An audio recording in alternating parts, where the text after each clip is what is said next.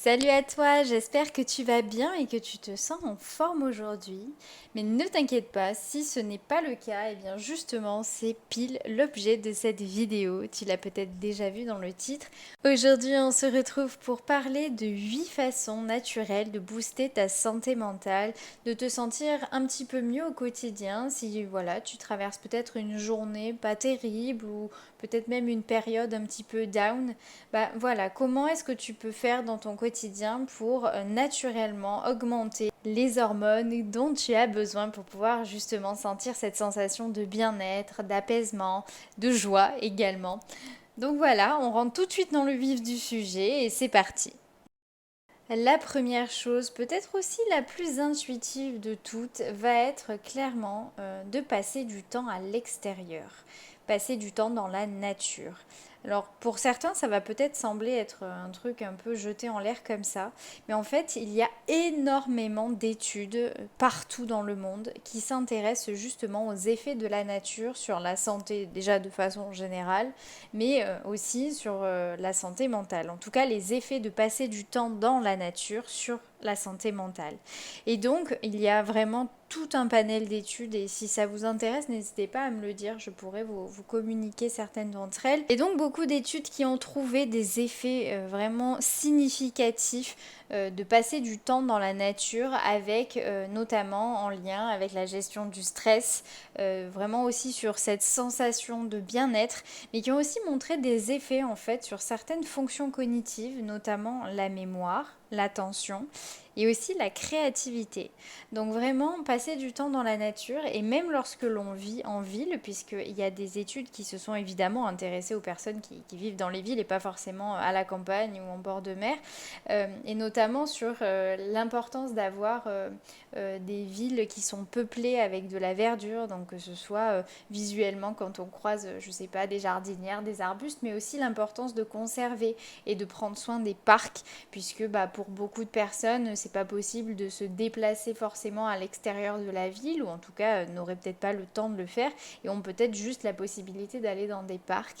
Et bien voilà, justement, tout ça, c'est vraiment des éléments qui viennent conforter l'importance et les effets extrêmement bénéfiques de la nature, de passer du temps à l'extérieur sur notre santé mentale. Donc je pense que c'est peut-être le tips le plus simple que tu vas pouvoir mettre en place aujourd'hui, puisqu'il coule un peu de source et en même temps il est vraiment accessible pour tout le monde. La seconde façon de booster de façon naturelle ta santé mentale, ça va être le contact physique. Alors qu'est-ce que j'entends par là? Eh bien, peut-être que tu le sais déjà, mais en fait le stress, quand on est stressé dans notre corps, il se passe plein de choses. En particulier, il va y avoir une activation de ce qu'on appelle le système nerveux sympathique. Donc le système nerveux sympathique, c'est lui qui te permet d'être dans l'action en tension, c'est aussi lui qui entre en jeu dans les mécanismes de survie lorsque voilà, tu es en danger ou que tu te sens en danger. Donc par exemple, dans l'anxiété, c'est ce système nerveux-là qui est vraiment en action et vraiment activé. Et donc en fait, l'activation de celui-ci, ça va avoir des effets sur le corps nombreux, hein, de nombreux effets, mais notamment, il va y avoir l'augmentation d'une hormone dans ton corps qui s'appelle le cortisol. Et donc en fait, cette hormone, peut-être que tu l'as déjà entendue, on l'appelle souvent l'hormone du stress, elle va induire plein de réactions dans ton corps, notamment l'augmentation de la tension. Il va y avoir aussi parfois un ralentissement de certaines fonctions de certains organes, par exemple le système digestif, mais on en parlera un peu plus tout à l'heure. Et donc, en fait, le contact physique, donc ça va être clairement hein, faire un câlin à un de tes proches. Ça peut aussi être de caresser tes animaux si tu en as de compagnie, un animal de compagnie. C'est vraiment le contact physique va permettre en fait tout l'effet inverse, c'est-à-dire qu'on va réduire l'activité du système nerveux sympathique et activer l'autre versant, l'autre système, qui est le système nerveux parasympathique. Et lorsque ce système-là est activé, c'est à ce moment-là que ton corps rentre en état d'apaisement, de détente. Et donc vraiment, c'est ce qui va permettre aussi la sécrétion des hormones qui vont induire ce sentiment de cette sensation de bien-être, la sérotonine, l'ocytocine, et d'autres, mais je vais dire celles-ci parce qu'elles sont les plus connues. Et donc vraiment, ça va avoir un effet qui va être bien quasi immédiat, puisque vraiment, et d'ailleurs peut-être que là tu peux te visualiser la dernière fois que ça t'est arrivé, lorsque tu as fait un câlin à quelqu'un par exemple, ou que tu as vraiment pris du temps pour caresser, je sais pas, ton chat, ton chien, ton lapin, ce que tu veux. Et ça procure vraiment une sensation de bien-être quasi immédiate. Donc ça, c'est vraiment intéressant à pouvoir mettre, en avoir conscience en fait, tout simplement. Et pourquoi pas augmenter ces petites habitudes qui en plus font toujours plaisir. Ceci dit, si tu es seul et que tu ne vis avec personne et que peut-être tu n'as pas d'animaux aussi, il peut y avoir des alternatives aussi qui te permettent de revivre un petit peu cette sensation-là. Alors évidemment, ce ne sera pas avec tout ce qui peut y avoir en lien avec le relationnel, hein, mais par exemple, il existe des couvertures et en particulier des couvertures lestées qui te permettent en fait d'avoir cette sensation, tu sais, un petit peu d'étreinte, alors qui peut être agréable pour certains, moins pour d'autres, mais par exemple, ça peut être une solution, une alternative à tout ça aussi. Ensuite, et évidemment, le sommeil. Alors peut-être qu'instinctivement, tu te dis, bah oui, c'est évident parce que si je dors pas bien, je suis fatiguée. Oui, c'est vrai, mais pas que. Le sommeil, ou en tout cas pas assez dormir ou avoir un sommeil pas assez réparateur, va avoir de nombreux effets dans ton corps et qui ne se limitent pas simplement à te sentir fatigué. Ça va notamment avoir des effets sur tes capacités cognitives, donc c'est tout ce qui va être tes fonctions intellectuelles en fait, qui vont pouvoir diminuer en fait. Tu vas être moins attentif, tu vas peut-être avoir plus de difficultés à te concentrer, à mémoriser, donc ça va vraiment avoir un effet sur le fonctionnement de ton cerveau. Après, évidemment, en termes d'émotions, tu vas peut-être être plus irritable, tu vas te sentir un peu fluctuer aussi, passer rapidement d'une émotion à l'autre. Enfin bref, tu vas vraiment sentir cette différence en fait, de ne pas te sentir assez reposé ou en tout cas assez réparé, puisque dans ton sommeil, évidemment, si ça a des effets sur ton cerveau, ça a aussi un énorme enjeu sur la réparation cellulaire. Donc ça va aussi pouvoir se marquer dans ton corps et c'est pourquoi c'est aussi un facteur de risque, les troubles du sommeil, à la fois pour des problématiques psychologiques, comme notamment le développement de l'anxiété, la dépression, mais aussi sur évidemment des maladies somatiques, donc des maladies du corps. Ce qui est important pour pouvoir vraiment travailler ce point-là, ça va peut-être être de t'aider en créant une routine en fait, une routine sommeil.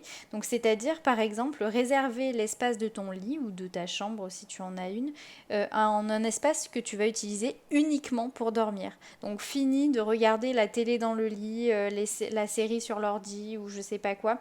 Tu peux vraiment dédier cet espace au repos et en fait pourquoi ça va fonctionner, parce qu'en fait si tu prends cette habitude là, tu vas conditionner ton cerveau à comprendre qu'à chaque fois qu'il va voir ton lit, ça va être le moment de dormir. Et c'est très intéressant notamment pour les personnes qui ont des troubles du sommeil. Alors évidemment il n'y a pas que ça, hein, mais en partie ça peut être quelque chose qui peut aider. Donc c'est pourquoi je te le partage si ça peut être utile. Après, il y a évidemment l'environnement. C'est intéressant d'avoir une pièce fraîche. Alors là, je vous poste cette vidéo en plein mois de juillet. Alors j'avoue que c'est pas forcément le plus évident, mais dans l'idée, tu comprends. Évidemment de ne pas avoir utilisé d'écran ou de ne pas être en contact avec un écran au moins 2 heures avant de te coucher. Alors pour certains ça va être évident, pour d'autres plus difficile, mais c'est vraiment un facteur qui va contribuer à ton endormissement et notamment à l'aspect réparateur de ton sommeil. Et enfin un dernier point extrêmement important, surtout pour ceux qui ont du mal à avoir un rythme tout simplement. Ça va être d'être dans une forme de régularité, au moins dans tes heures de coucher. Alors c'est pareil, évidemment, on a tous des agendas peut-être aussi sociaux qui divergent un petit peu et forcément ça ne veut pas dire que tu peux plus sortir le soir, voir ta famille, tes amis ou que sais-je, mais l'idée c'est que la plupart du temps, tu arrives à te coucher à peu près à la même heure. Et ça, c'est pareil, c'est comme la chambre tout à l'heure, le lit que je te disais, de garder cet espace uniquement pour dormir. Eh bien, ça va conditionner ton cerveau à se préparer en fait en amont. Par exemple, si tu te dis je me couche à 22 heures, eh bien, pendant les heures qui précéderont, vraiment ton corps et ton cerveau va commencer petit à petit à rentrer dans ce mode puisqu'il sait qu'à 22 heures, il va dormir. Donc voilà, c'est vraiment un petit peu comment entraîner son cerveau en fait à comprendre que là c'est le moment de dormir et du coup de pouvoir vraiment avoir un sommeil profond et réparateur. Ensuite, concernant toujours un petit peu la question de l'hygiène de vie, bon bah manger, bouger, j'ai envie de vous dire clairement, c'est des éléments fondamentaux dans la santé mentale. On y pense souvent pour la santé physique, hein, rester en bonne santé, etc.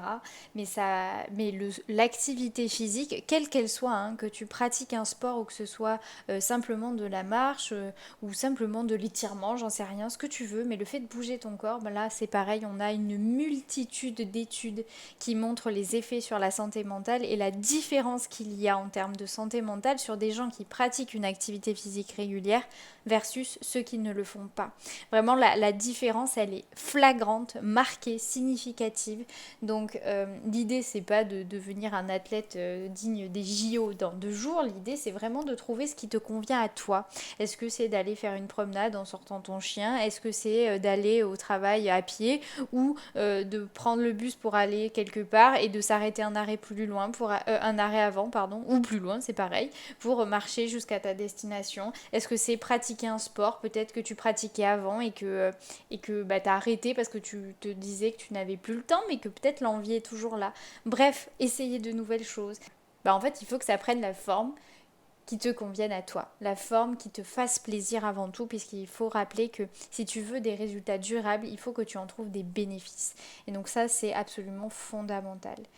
Enfin, je le groupe avec cette idée-là, la question de l'alimentation, puisque bon, évidemment, elle est en lien aussi avec l'activité physique. Je ne vais pas m'étendre dessus parce qu'en fait, ça pourrait faire l'objet d'une vidéo complète à ce sujet, notamment le rôle de l'intestin dans la santé mentale, parce que ça, c'est quelque chose pareil qui est en voie de développement dans la recherche et qui, moi, je trouve passionnant, mais qui est très très long aussi. Donc, si ça vous intéresse, n'hésitez pas à me le dire dans les commentaires. Vous avez déjà été nombreux, je vous en ai un petit peu parlé en story sur Instagram et vous avez été déjà nombreux à me dire, à me questionner, à me dire ah mais moi j'aimerais bien en savoir plus, voilà. Donc si c'est le cas, n'hésitez pas à me le dire. Donc l'idée là, ça va être vraiment d'essayer de consommer les aliments déjà les plus bruts possibles. Alors je sais que c'est toujours pas évident, il y a beaucoup de facteurs hein, dans l'alimentation qui entrent en jeu, mais en tout cas d'essayer de limiter sa consommation de produits transformés au maximum, en même temps qu'une alimentation évidemment équilibrée. Pourquoi ? Parce qu'en fait, les additifs qu'on va trouver dans les plats préparés par exemple ou les plats transformés vont vraiment avoir un effet sur ton corps, le fonctionnement de ton corps, mais aussi du coup tout ce qui est système hormonal. Et donc le système hormonal, ça va vraiment conditionner la façon dont tu te sens, puisque ça va jouer sur tes émotions, sur tes pensées aussi parfois. Donc vraiment, c'est important de pouvoir être attentif au moins à cette question de l'alimentation et de se renseigner bien sûr après auprès de professionnels si tu en ressens le besoin. Et pour se sentir bien au quotidien, quoi de mieux que de faire des activités qui nous font du bien? Et par ça, qu'est-ce que j'entends? J'entends avoir une routine dans laquelle tu vas pouvoir faire des pratiques ou pratiquer des choses. Alors encore une fois, ça peut être le sport, mais pas forcément du tout. Des choses qui vont vraiment t'apporter une sensation de bien-être, une sensation d'accomplissement, du plaisir, de la joie. Euh, donc par exemple, ça peut être vraiment de pouvoir faire des activités qui vont travailler ta relaxation, ta détente, la reconnexion à ton corps par exemple aussi. Ça peut être de la respiration, de la méditation. D'ailleurs, si c'est quelque chose qui te tente, j'ai toute une playlist sur ça où je t'en propose plein. Donc si ça t'intéresse, je le mettrai dans le petit i et dans la barre d'infos. Vraiment, c'est trouver un truc à toi, encore une fois, mais un truc qui te permet de pouvoir te sentir connecté, te sentir apaisé, te sentir peut-être même créatif. Et ça peut passer par des activités artistiques aussi, par exemple. Et donc vraiment, c'est d'avoir ça, mais vraiment de façon routinière. Donc c'est pas forcément tous les jours, mais ça peut être de façon régulière, 1, 2, 3 fois par semaine, j'en sais rien, ce qui te semble encore une fois juste pour toi. Et en même temps que tu as ces activités, eh bien quelque chose peut-être qui va te paraître évident, mais qui ne l'est pas du tout, et encore moins à l'heure du numérique, c'est de passer du temps de qualité avec ceux que tu aimes. Alors, qu'est-ce que j'entends par temps de qualité? Ça veut dire ne pas forcément passer tout ton temps avec tes amis où vous êtes tous assis autour d'une table ou sur un canapé et chacun sur son téléphone. Je suis sûre que ça parlera à certains. Euh, c'est vraiment de retrouver en fait de retrouver un lien, de retrouver une relation dans laquelle on va jouer, on va s'amuser. On va alors évidemment, hein, si c'est pour jouer à des jeux ou quoi, c'est différent encore. Bien qu'il y a plein de façons de le jouer, mais c'est vraiment de retrouver des moments simples avec les gens. euh, de trouver des moments où vous allez pouvoir parler de tout, de rien, de pouvoir faire des activités où vous allez vous dépasser, où il va y avoir peut-être du challenge, où il va y avoir aussi peut-être de la détente, mais vraiment du temps pour être ensemble. Et ça, c'est une denrée rare qui disparaît et qui est souvent à l'origine de beaucoup de souffrances dans les relations. Donc c'est pour ça que j'ai décidé de l'inclure aujourd'hui. Pour beaucoup, ça va peut-être sembler évident, mais en fait, dans la pratique, eh ben, il n'y a pas tant de gens que ça qui arrivent à nourrir leurs relations de cette façon-là. Donc voici un petit rappel peut-être qui te sera, j'espère, utile. Et enfin, un exercice mental qui demande finalement pas mal de ressources et de recul et de travail sur soi, qui va être de pratiquer au quotidien cette fois-ci la gratitude. Alors qu'est-ce que j'entends par là? Je vous en ai déjà parlé 150 fois si vous êtes des habitués de la chaîne. La gratitude, c'est passer ne serait-ce que quelques secondes dans sa journée, peut-être justement avant d'aller se coucher, et se demander de quoi on est reconnaissant aujourd'hui, ou de se demander de se citer quatre choses qui nous ont fait plaisir aujourd'hui, quatre choses ou trois choses qui nous ont rendus heureux, qui nous ont apporté de la joie. En fait, de pratiquer ça, ça ne veut pas dire que tout est beau, tout est rose, tout est génial. Ça veut simplement dire que tu fais travailler ton cerveau pour porter son attention sur des choses positives, ou en tout cas des choses qui le sont pour toi. Et ça, bah, c'est pareil, dans un monde où tout va vite et où il y a beaucoup de souffrance aussi, si bien physique que psychologique, que sociétale, que relationnelle, eh bien, on a tendance à focaliser notre attention sur les éléments négatifs, en tout cas les émotions qui sont inconfortables pour nous de vivre. Les pensées notamment, ça je pense que ça parlera aussi beaucoup à beaucoup de monde en fait. Et donc, c'est vraiment de refocaliser sur du positif. Même si c'est que quelques instants dans ta journée, tu verras qu'en entraînant ton cerveau à faire cet exercice, ce sera beaucoup plus fluide, étendu et naturel pour la suite. Voilà, je vais m'arrêter là pour aujourd'hui. Si tu as tenu bon jusqu'à la fin, je te remercie. Si tu as envie de partager tes propres expériences et les choses qui, toi, te ressourcent, te font du bien, boostent ta santé mentale et que je n'ai peut-être pas cité ou en tout cas qui t'y ont fait penser, eh bien n'hésite pas à nous les partager dans les commentaires. Je serais ravie de les lire et je suis sûre que beaucoup apprécieront aussi le partage pour peut-être, pourquoi pas, eh bien s'en saisir pour eux-mêmes.